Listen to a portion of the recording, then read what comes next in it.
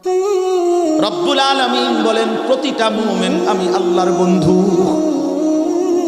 মুমিনের বন্ধু আল্লাহ, আল্লাহর বন্ধু মুমিন। মুমিন ইমানদার জমিন থেকে ডাক দিবে আল্লাহ, আর শাজিন থেকে মালিক ডাক দিবে বলো না বান্দা। জমিন থেকে বান্দা বলবে আল্লাহ আমি আপনাকে ভালোবাসি। আসমান থেকে রব্বুল আলামিন ডাক দিয়ে বলবে বান্দা আমিও তোকে ভালোবাসি। জমিনে আমি এমন সৃষ্টি, আমার এমন জাতি আমি আল্লাহ তৈরি রাখবো যারা আমাকে ভালোবাসে, আমিও যাদেরকে ভালোবাসি। তাইলে ইয়া আইয়ুহাল্লাযীনা আমানু, হে ঈমানদারগণ, অর্থ হলো হে বন্ধুগণ। বলেন অর্থ কি?